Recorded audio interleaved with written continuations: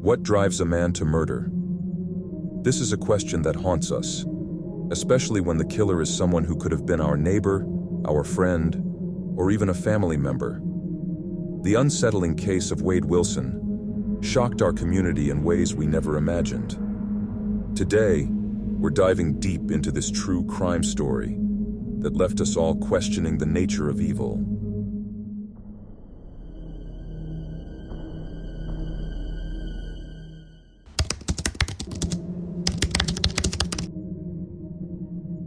Cape Coral is known for its stunning waterfront views, vibrant art scene, and endless outdoor recreational opportunities. It's the kind of place where you leave your doors unlocked and know everyone by name.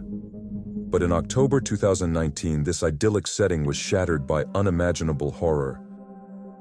Wade Wilson was not an outsider. He was one of us. A man with a seemingly ordinary life, but beneath that facade lurked something far more sinister. Born on May 20, 1994, Wilson's life was troubled from the start. His biological parents were just teenagers, his father only 15 and his mother 14. Recognizing their inability to raise a child, they gave him up for adoption to a couple who hoped to provide a stable home. During his early years, Wade seemed like any other child. He was active in sports, received good grades, and attended church regularly. However, everything changed after puberty. His behavior and mental health deteriorated drastically. He became reclusive, paranoid, and experienced severe mood swings. At 13, Wade began using drugs, particularly cocaine. By 15, his parents sought mental health treatment for him, but Wade was uncooperative. He went through Baker Act treatment around 15 or 16, but it didn't help. As a young adult, Wade's encounters with the law became frequent. Starting in 2012, he was charged with burglary and firearm offenses. In 2015, he faced charges of kidnapping and sexual assault, but a jury later found him not guilty. Wilson had a troubled past, marked by run-ins with the law and bouts of violence, but no one could have predicted the horrors he would unleash. When Wade was 18 years old, he contacted his biological father, Stephen Testaseca. They communicated from time to time. Wade repeatedly asked his father for money. Wade became romantically involved with a woman named Melissa Montanez. Their relationship was tumultuous. In June 2019, Melissa contacted the police, accusing Wade of physically attacking her, chasing her in a vehicle, attempting to strangle her, kidnapping her, and committing sexual assault. Despite these severe accusations, due to complicated circumstances, the police did not pursue the kidnapping or other charges. Even with the gravity of her claims, Melissa told the police that she loved Wade and believed he was a good person. The couple ended up staying together.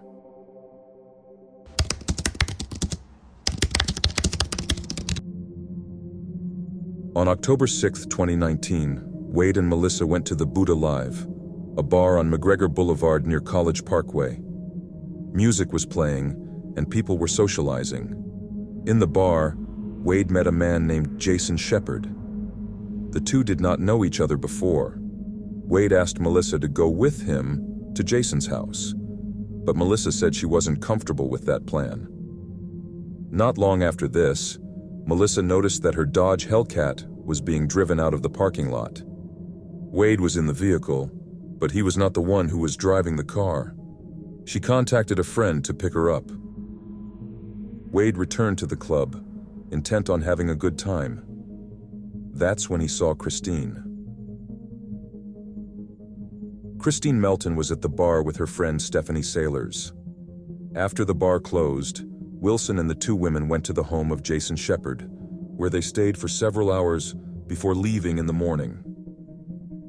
Wade, Christine, and Stephanie went to Christine's home. After Stephanie left, Wade strangled Christine to death as she slept in her bed and stole her car, a black Nissan Versa. After murdering Christine, Wade went to Melissa. He used Christine's phone to contact her. After meeting, Wade attacked Melissa. He tried to pull her into the car and punched her in the face. Then he fled in Christine's car, and that's when he encountered Diane Ruiz. Diane was walking along a street when Wade drove by in Christine's vehicle. He stopped and asked for directions. Wade lured her into the car, and when she tried to leave, he attacked her, beating and strangling her before pushing her out of the car and running her over 10 to 20 times. After leaving Diane behind, Wade went to Joe's crab shack. Meanwhile, he and Melissa were communicating. She was trying to get him to a particular location so that law enforcement could arrest him. When he arrived at Joe's crab shack, he got in contact with law enforcement. He played dumb, claiming ignorance about the crimes. He managed to get away from the officer who tried to block him, backing out and leaving the scene. Wade went to Matteo Graphics. Josh Lukic, who worked at Matteo's, said that Wade ran into his store a few hours after the murders. Josh said Wade was covered in blood. Wade backed a vehicle up to the store and asked Josh to help him get a bus ticket, plane ticket or something to leave town. Wade told Josh that he killed someone. Wade came in a black car. He backed up to one of the buildings on the property there, and he came up to my truck, my vehicle, when I was on the property, and I was with a client at that time, so I told him to give me a moment and I'll be right with him. And once I went into the building, he was there trying to get a plane ticket or a bus ticket or whatever he could from me to leave town. He was wearing sweatpants only, no shoes, no shirt. He was bloody, and he was missing a couple of teeth. His demeanor was frantic, in a rush to leave as quickly as he could, because he had just done something horrific. He said he killed people, and he rolled up someone in a carpet or bedding or whatever it was, and that he also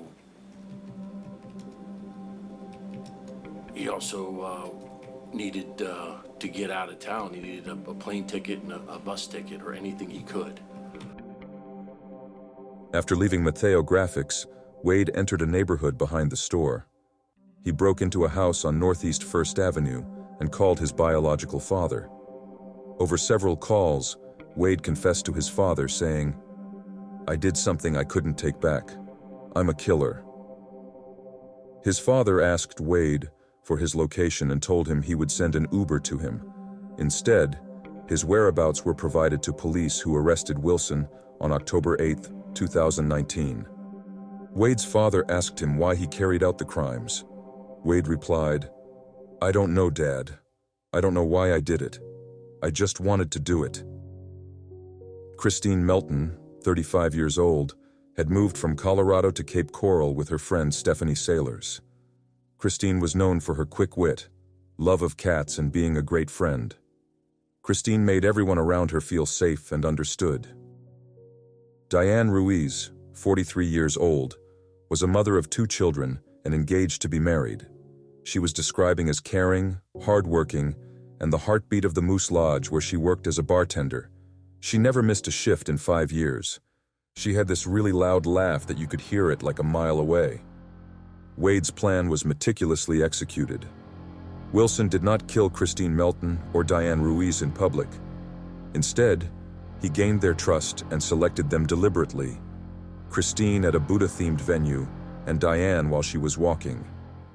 He then tortured and strangled both women with chilling composure and cold reflection. The nature of these crimes was both conscienceless and pitiless, marked by unnecessary and brutal torture. Strangulation in itself is heinous and cruel. The victims were fully aware of their impending deaths. Before killing Christine, Wilson inflicted severe torture and pain, showing a complete lack of concern for her life.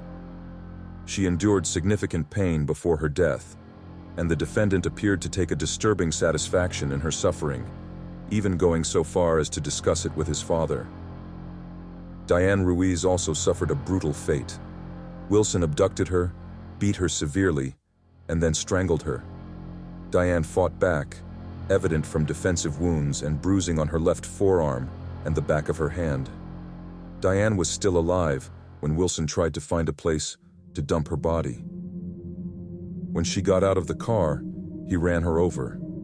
She was acutely aware of the attack, and most importantly, the certainty of her impending death.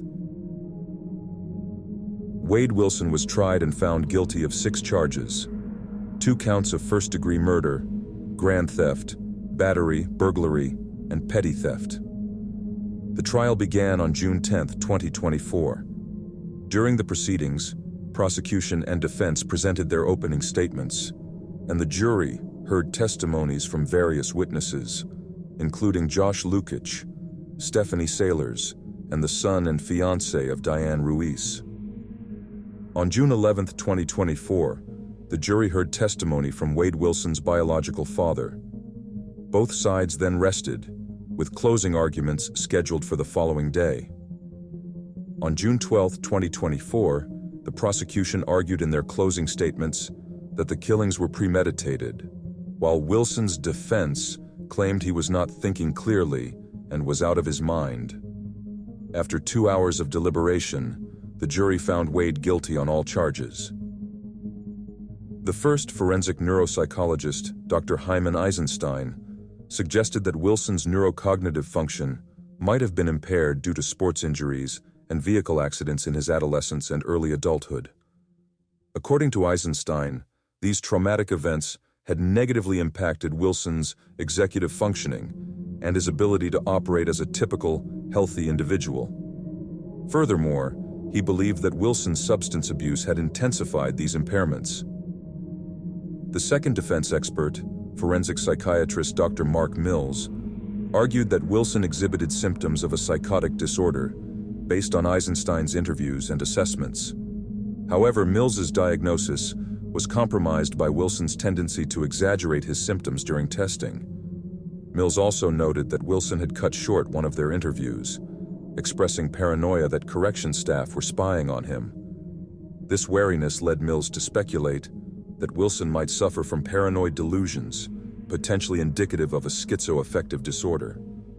Nonetheless, Mills observed no clear signs of delusions or hallucinations during their interactions.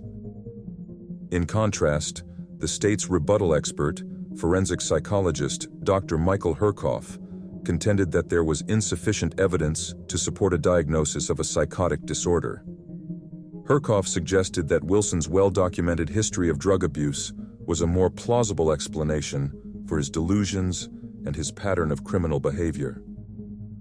In their closing arguments, the prosecution described Wade Wilson as a manipulative and violent individual who acted out of malice and without remorse.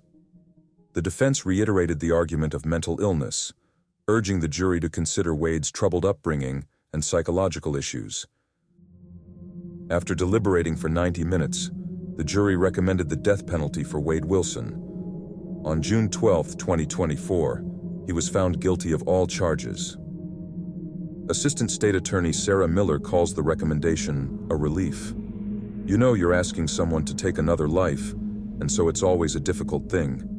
But I think in this case it was a justified act, given the horrific nature of this case, Miller said.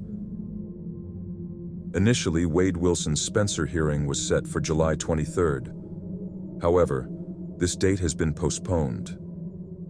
A judge has now scheduled the sentencing to determine whether Wilson will receive a life sentence or the death penalty for August 27th. The delay was requested by Wilson's attorneys, who argued that additional time was needed for the doctors slated to testify. Kevin Shirley, a member of Wilson's defense team, explained that one of the doctors wishes to conduct brain scans on Wilson, which would necessitate a special arrangement for deputies to escort him to the appropriate facility. Wilson is housed at the Lee County Jail in Fort Myers. Once his sentencing and other unrelated charges are resolved, he'll be transferred into the Florida prison system.